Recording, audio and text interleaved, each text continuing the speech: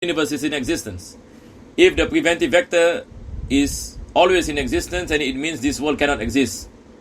But since this world is in existence, then this clearly rebut their claim.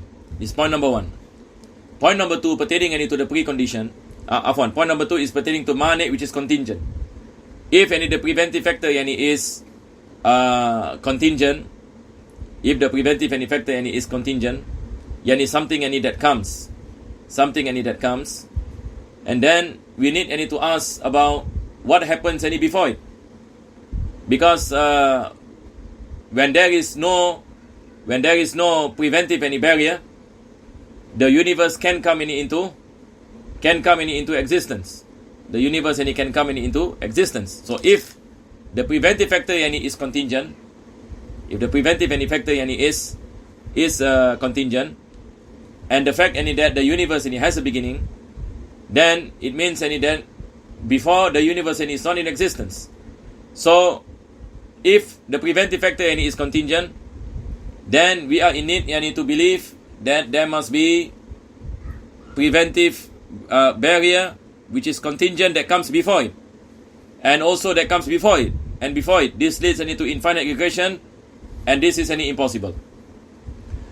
And then about the precondition, they believe that the precondition is also contingent. So if the precondition is contingent, then it also can lead into infinite regression. And if we were to say that the universe has a beginning, and in order for the universe to come into existence, that it must be preceded by a precondition, and this precondition is contingent, meaning before it we are in need also of a condition that comes before it, and this also leads to infinite regression. Now, so this clearly rebut their claim about the universe comes into existence by innate nature.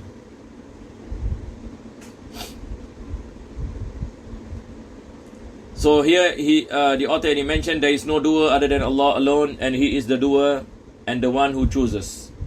Before that, he mentioned the belief in immaterial cause and innate nature is disbelief according to scholarly consensus. This is the meaning of ijma'. So for those who have the book, you might want to write this down, the meaning of ijma'. Scholarly consensus. Their belief that combustion is the innate nature of fire is false, because it is disbelief according to consensus. There is no doer other than Allah subhanahu wa ta'ala. Now we go back to fire to make to understand again this philosophy or this belief. They are saying that fire burns when there is a precondition and the preventive factor is not present. So the precondition is that there must be contact. The preventive barrier is there must be no wetness. So once the precondition is present and the preventive barrier is not present, then only the combustion or burning comes from fire. And this is false, because it is disbelief according to consensus. The belief that fire has the ability to burn, just by the fact that there must be a precondition and no mani'. This is disbelief. Why disbelief? Because now they are saying that this happens not by the omnipotence of Allah, not by the qudra of Allah, or not by the will of Allah subhanahu wa ta'ala, but is by nature. Is by the nature themselves. So that is why the person who believes this falls into disbelief. Then he said there is no doer other than Allah alone. There is no doer other than Allah. Basically it means there is nothing that can give effect except Allah subhanahu wa ta'ala. So again, like what we mentioned many a times, that when we were asked, for example, how does fire burn, and we say fire does not have the ability to burn, but Allah subhanahu wa ta'ala is the one who created the combustion in fire. The burning is created by Allah subhanahu wa ta'ala. So fire doesn't have any ability in itself. Likewise, water doesn't have the ability to quench, but Allah subhanahu wa ta'ala is the one who quench upon consuming water, and upon the contact of fire, and so on and so forth. So Allah is the doer alone, and He and the one who chooses, meaning He does everything, He wills it. nothing any can happen in this existence against the will any of Allah subhanahu wa ta'ala. So the meaning of choose here is al-irada.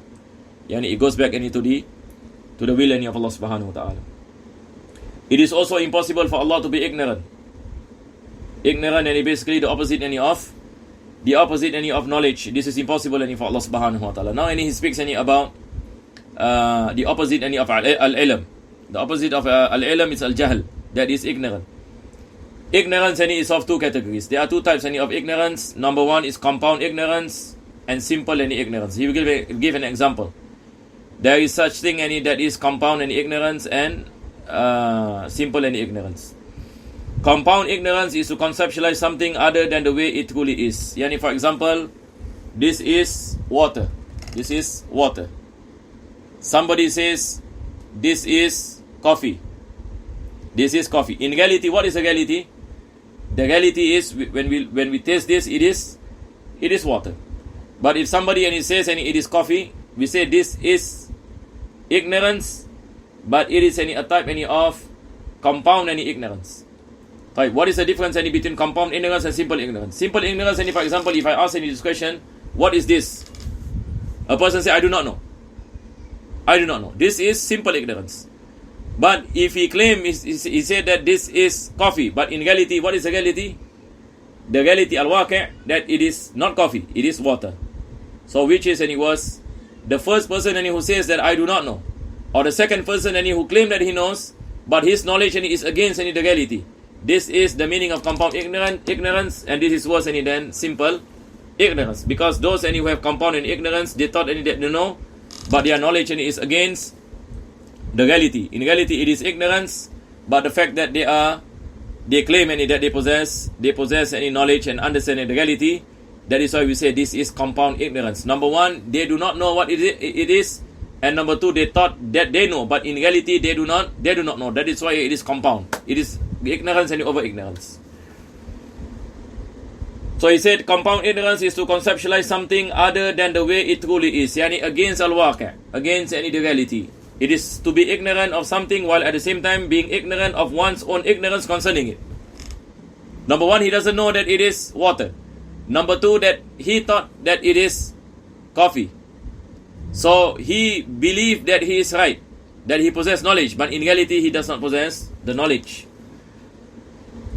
This is what he said. It is to be ignorant of something while at the same time being ignorant of one's own ignorance concerning it. Hence, it is composed of two types of ignorance. That is why it is called compound ignorance. Simple ignorance is to be knowingly ignorant of something. Now, just to say, for example, I do not know. What is this? Allahu Alam. I do not know. This is jahlul basit. Jahlun basit. So we have jahlun murakkab, jahlun basit. Jahlun basit, I need to say, I do not know. Jahlun murakkab is to claim any that you know, but your knowledge any is against any the truth. Simple ignorance is to be knowingly ignorant of something. The reality of simple ignorance is to lack knowledge of something that should be known. Yani simple ignorance, and as what we mentioned, basically you do not know, you do not possess any the knowledge. The reality of simple ignorance is to lack knowledge of something that should be known. These two categories of ignorance are both impossible for Allah subhanahu wa ta'ala. It is impossible that Allah is described, na'uz min dhalik, by compound ignorance or simple any ignorance. It is also impossible for Allah to possess other akin to ignorance, such as doubt. This is impossible, that Allah has doubt. He doesn't know, for example, what to do next, whether to do A or to do B. He is in doubt, 50-50. This is what you call it, mustahil for Allah subhanahu wa ta'ala. Conjecture, yani based on zan, that higher possibility. This is also impossible. Impossible for Allah subhanahu wa ta'ala. To fancy, to neglect, yani to neglect or to be in a state of what you call it, not certain. Heedlessness, yani he doesn't know. For example, something happens. Forgetfulness, and he forget about something. Self-evident knowledge, non-self-evident knowledge, and this is the meaning of ilmu daruri and ilmu nadari. Knowledge also, they are of two types. Daruri meaning it is easy for a person to understand. For example, if I say that the sky is above me and the earth is below me, this is knowledge that is daruri, meaning everybody knows that the sky is above and the the earth is below. This is a kind of ilmu daruri. There is another kind that is nadari. Nadari, for example, and we say this universe has a beginning. This universe has a beginning. This requires ponderance, nadar. Yani we have to look at this universe. We see this universe is changing. This universe is changing. Now we are at night time. Tomorrow we will enter into daytime.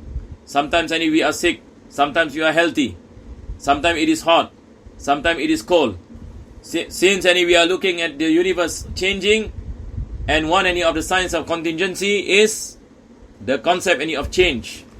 That whenever you see changes, it means that particular thing is contingent. This is what Imam Ahmad Dardi also mentioned in Aqeedah Bahiyah, that the sign of the contingency is at-taghayyur.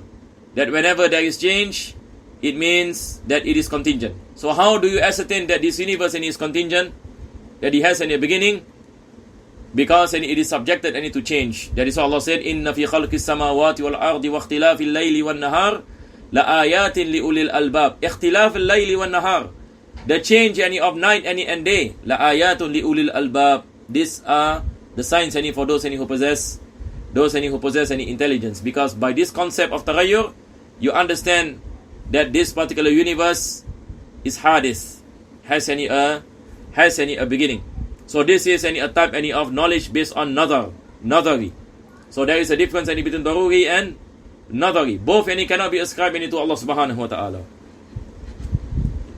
Or acquired knowledge. Acquired knowledge meaning knowledge that is based on acquirement.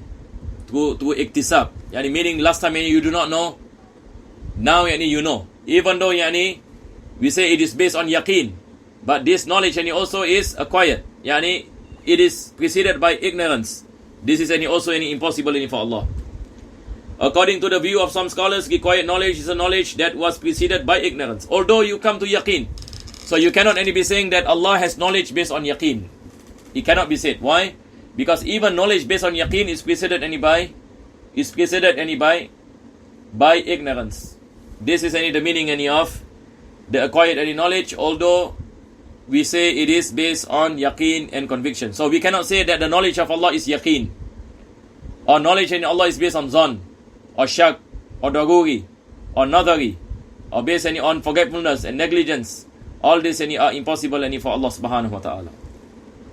It is also impossible that His knowledge is be described as certainty, as yaqeen, because certainty is affirmed via evidence.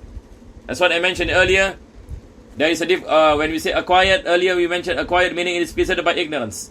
Yaqeen meaning it is based on evidence. For example, I say I have yaqeen that this is black in color. I have any yaqeen that this is black in color. How does I come into a stage of certainty? Because of the evidence of the color that I witness. This is dalil yaqeen. I witness that this is black and in color. So in order for me to come a conviction, there must be an evidence. And that is why it is impossible to say that Allah possesses knowledge based on yaqeen. Because if you were to say this, then meaning His knowledge is based on evidences. And this is impossible for Allah subhanahu wa ta'ala. Through investigation, because certainty is affirmed by evidence. And it is impossible that His knowledge is acquired through investigation or acquisition. That's what we mentioned. That we cannot be saying last time Allah do not know, then He investigate, then He found out, or He acquired. It is preceded by by ignorance, and then it is preceded by ignorance, and then Allah acquired the knowledge. This is all impossible as what we mentioned. And then he mentioned, notice that which is known includes what is necessary, impossible, and possible. Last time when we speak about the linkages of knowledge, we say the linkages of knowledge and it is linked to the wajib, the mustahil, and the jaiz or the mumkin. Knowledge of Allah subhanahu wa ta'ala, it is linked to all three categories of ahkamul aql. Whereas for al-qudra and irada, it is only linked to the mumkin. So inshallah in our next lesson